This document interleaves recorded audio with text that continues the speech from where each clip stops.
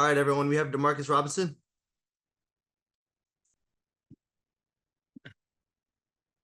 Gary, you want to go ahead and kick us off?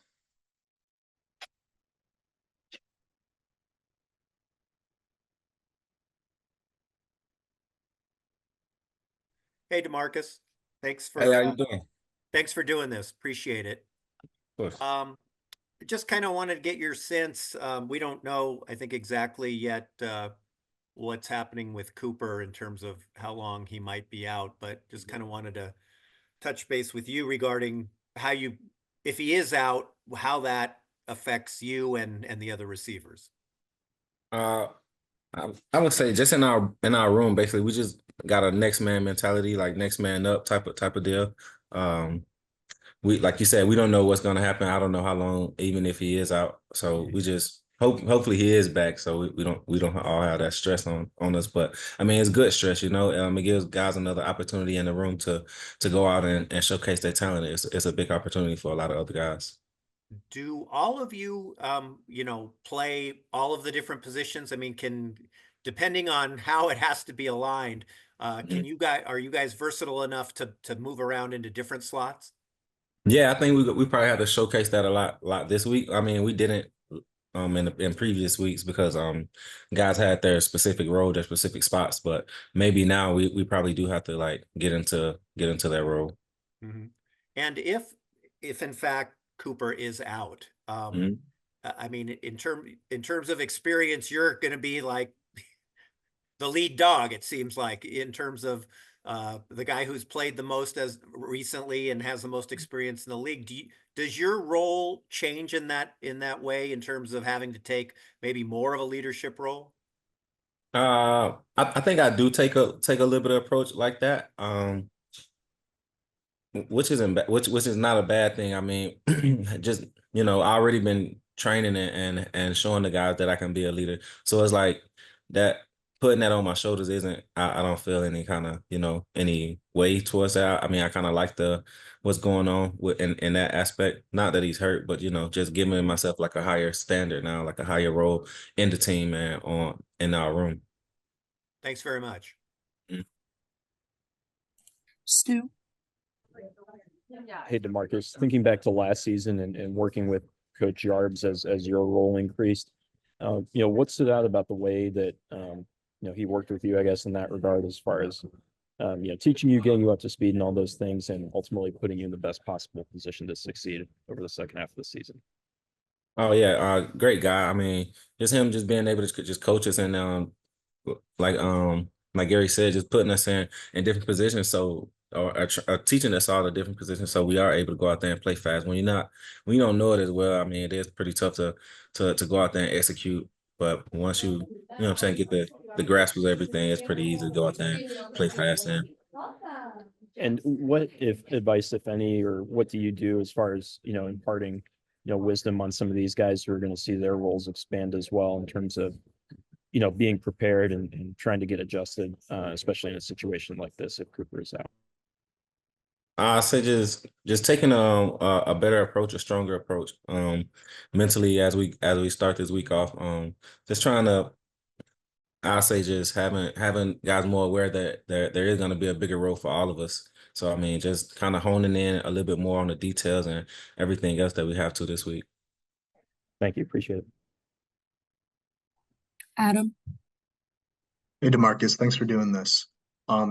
Depending on what happens with Cooper, you've been in this situation that these younger receivers may find themselves in, where injuries are forcing them into bigger roles in the middle of the season. You've been in this role before and succeeded and thrived in it in different situations. What were some of the biggest challenges that you faced in those situations, and what helped you find success? Just relying on the practice, relying on everything that I've been training for. I think that's kind of the mindset to take with it. You can't do nothing different. You just play the game as it is, and go out and do your best and try your best to help the team win. And I think that's all the guys in the room job is to just go out and trust your training, trust your technique, and whatever happens on the field happens. And in your experience, like at what point in your working relationship with a quarterback, do you feel like you guys are kind of like on the same page, read things the same way? What you mean? What do you mean by that? Just like you see certain situations the same way, certain coverages the same way, kind of understand what the other person is trying to do in those situations. Oh, that comes in the film room, like throughout the week, just watching it together and us just seeing what the defense is doing and looking at it and knowing what's going to happen or however the safety's rolling or how far the DBs are off. I mean, we kind of get a grasp of each other on what we're thinking throughout the week. Thank you. Mm-hmm. Wyatt? Demarcus, I was wondering, how did that play, that that long reception kind of develop, and what do you kind of have to do to create chemistry with a quarterback so that you guys are on the same page for off schedule plays like that? Working in practice, and just playing throughout the whistle. The play wasn't over with yet. He actually kind of just directed me to go in that direction of the way that he was rolling, because I was just running my initial route, and I seen him give me a little hand gesture to the left, and I was just following the ball, playing and watching the quarterback and trying to make a play downfield. Thank you. Fred? Hi, Demarcus. Could you talk about this weekend, home opener against rivalry, right? Division rivalry. You're 0-2, but there are plenty of games left in the season. Right. What can you expect from the 49ers this weekend? Well, I think they lost last weekend, just like us. Probably a head full of steam. Coming into the game, trying to get a dub off of their last loss, and like you said, we are a rivalry, so just probably hard-nosed football. They got a great run game still, and we probably just have to stop that and execute on offense. And the times you faced them in the past, have they figured out, have they decided you play a certain way and you have a certain kind of pattern and scheme? And do they play you that way, or is it dependent upon which team you're playing for? No, I think it just depended on whatever team that we're playing that week. I don't know what they're doing over there, to be honest. I see. Thank you very much. Mm-hmm. And then we'll wrap with Lauren. Hey, Demarcus. I have two quick questions. One is with Cooper potentially out and Puka, obviously that's not an ideal situation, especially to start the season and with such a kind of big rivalry opponent coming up this weekend. How do you kind of adjust your mentality or your approach to this weekend? Is it different from any other game, or and also what is kind of like your as you step into more of the leadership role with the room, what is kind of like your message to some of the younger guys that are in the room? I would say, like I said before, just relying on our technique. We can't change the way or things that we do. You have to play within your means and play within your body. You can't do stuff that Cooper did, or we can't do things that Puka did. We're all different guys, but just go out there and trust your technique, trust your training, trust your coaches, trust everything that we've already been doing since camp. And it helps us make plays. We've been making plays since camp, and we all can go out there on Sunday and make the same plays we make throughout the weekend. So just rely on that, and I think we'll be all right. There were times last season that you were kind of forced into this role as well. Do you kind of draw upon some of those times, and what are you hoping will like kind of be how you step up or into that role a little bit more?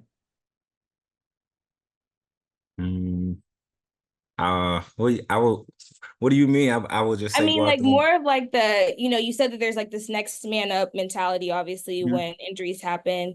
So I'm asking, like, how do you kind of embody that, or kind of what is your approach to that when you know that like a little bit ahead of time that you're going to be in a more prominent role?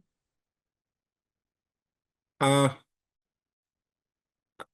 don't know. I would say just going out there and just probably just talking with everybody more, just understanding the game a little bit more, knowing that I am gonna have different roles or having to see stuff through Matthew eyes probably a little bit more I don't know how much I'll be getting the ball, or if it's, or I don't even know the game plan, or how we're going to even attack it. Cause I don't know, like I say, if Cooper is even going to be out. So, I mean, whenever that time does come though, maybe in the next 2 days or so, just saying what it is that we're going to be doing, and then just, try to execute that throughout the week. So we do have an understanding of everything together. Thank you. Awesome. Thank you guys.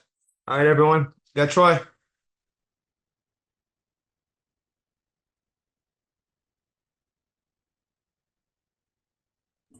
Adam,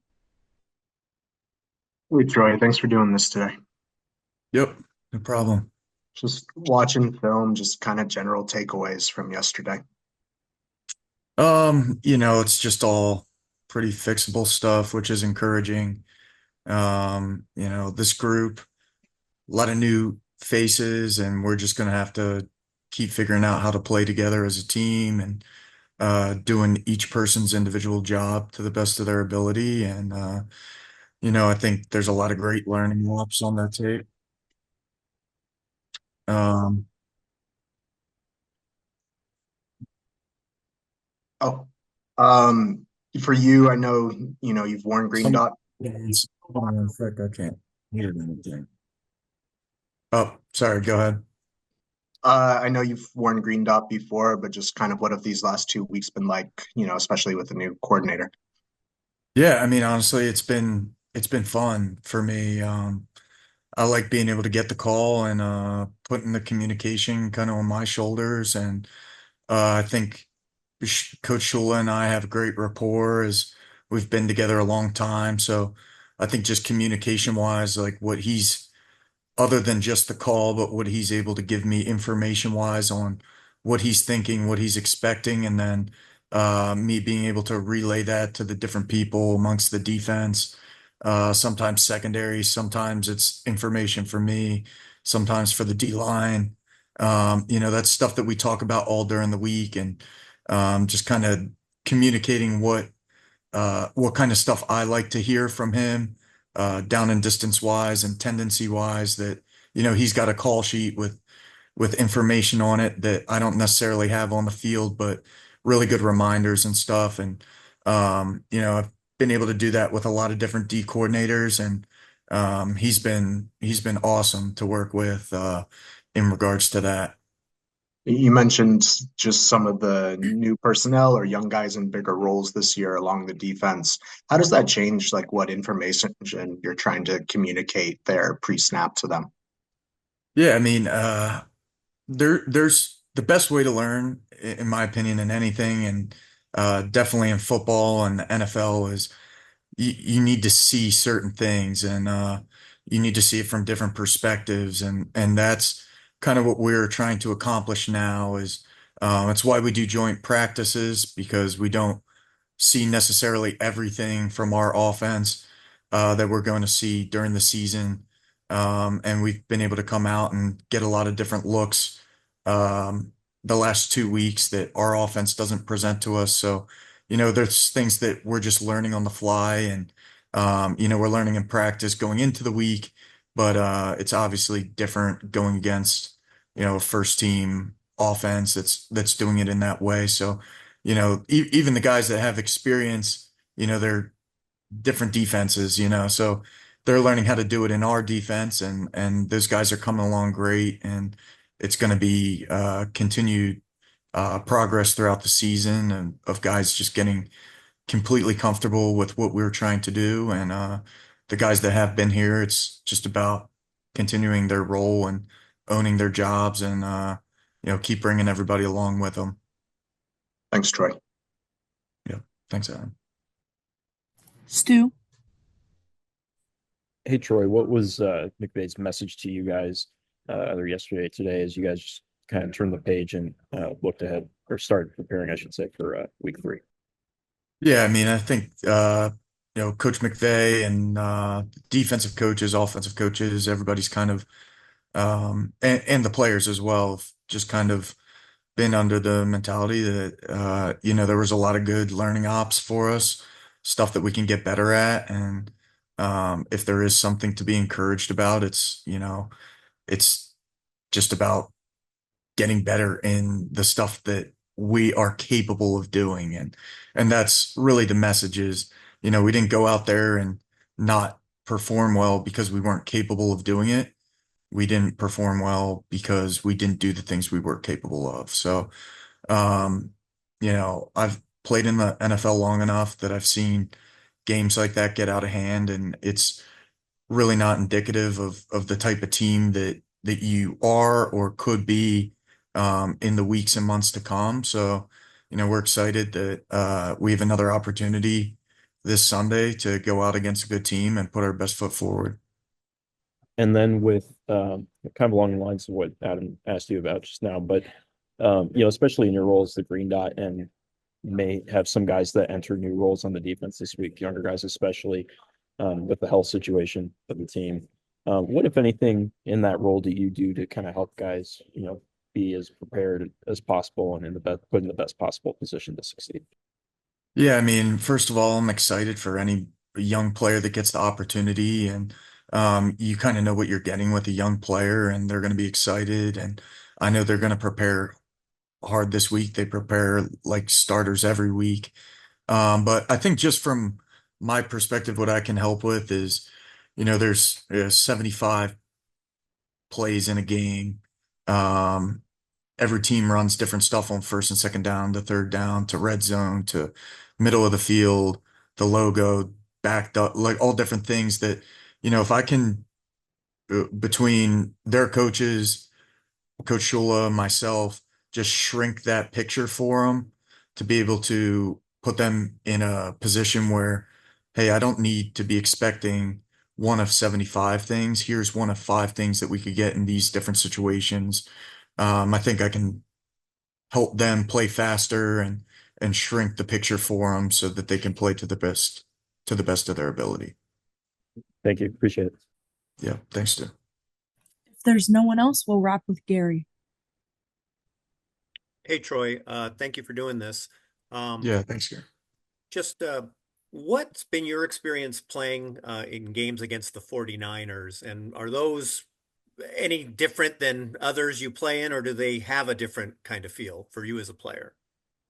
Yeah, I mean, I think all of our division opponents have become rivalry games, and it's a fun part of this division is as long as I've been here, every team has been really good, from us to Arizona, Seattle, and San Francisco. So you just know what kind of game it's going to be, and it's going to be a nice, good fight, competitive on both sides. And I think everybody in the building kind of feels that way and feels that they need to elevate the way that they practice, the way they prepare, and then carry it over and performing on Sunday. I know you probably you guys haven't gotten into a game plan yet, but without they don't have Christian McCaffrey, but they do always seem to come up with some other running backs, that run hard. And what's kind of that challenge for you, I guess specifically as a linebacker when you're facing a team that is able to do that? Yeah, I mean, it is impressive. Christian McCaffrey is as good as anybody, and have a lot of respect for him as a player. And from what I've seen of their young guy that's come in and done a really good job for him, it's a tribute to the system. It's a tribute to the guys they have blocking for them, not just offensive line, but tight ends, fullbacks, receivers. So, the offense doesn't really change, I think, based on who they have back there, which we've seen from years past. So, it's just preparing for that, and regardless of really who's in the backfield. Thanks very much. Yep. Thanks, Gary. Okay, one more from Fred. Hi, Troy. Could you go a little bit more into the dynamics between you and Coach Shula, especially during game time, in real time? For instance, they might call a play or let you know some information. You guys try to go out there and execute it, and then there's another result. How do you adjust on the fly to these decisions that you have to make and the executions you have to perform? Yeah, I mean, it's I don't want to call it a gamble, but it's, there's expectations when you make a call, and when you're playing the game that, through film study and practice, you expect different things in different situations, and you start to get to learn, why is not just what this call is, but what the intent of the call is, and what are you trying to take away with this call. And, sometimes it's the perfect call and sometimes it's not. You can't call the perfect call every single play. And defensively, sometimes it is the perfect call and you don't execute it perfectly. So, I think the longer you play and the more you've just been around the game, that. And everybody on the team knows, like, this is, it's a next play mentality. And if they get a good play off, there's a lot of really good football players and really good teams in this league that are going to do that. So it's just how do you line up, reset, and go back, just restart and next play mentality. Yeah, and one final question. This has to, can you pull the curtain back a little bit on tape or film sessions? How much do you guys do during the week, and how much input do the players have? And how is a decision made to get to what it goes into the game plan without revealing any secrets? Yeah, I mean, I think pretty universally across the league, basically, is what happens is, the coaches pretty much prepare the day before for whatever window you're kind of working with in terms of, first and like normal downs, as we would call it, the third down, the red zone, and all the way down to 2 minute, 4 minute backed up situations. So, they kind of create a plan, and then we go out to practice after watching it and installing the plan. And after that day, it's kind of a, what do we feel comfortable with? What do we not? What should we continue to work on so we can get comfortable with it, and what gets tossed out, possibly replaced with other things. So it's just this constant work in progress from really right now until Sunday morning. And, you never know what you see in film, like as the week goes on, that might change those things, or might strengthen your confidence in those things as well. So, and that's I think here with the Rams, we have a really good rapport with coaches and players, where if there's something players don't like, they'll throw it out, whether they like it or not. Sometimes they want to talk us into it, and if that's the case, then and they make a good argument for it, and that's what makes football so great is, they see something one way as coaches, we see something one way as players, and we meet somewhere in the middle. And it's all about this big puzzle and trying to figure out exactly what the best way is to be able to play fast, physical, and execute to the best of the ability to give us the best shot of winning on Sundays. Yes, great. Thank you, Troy.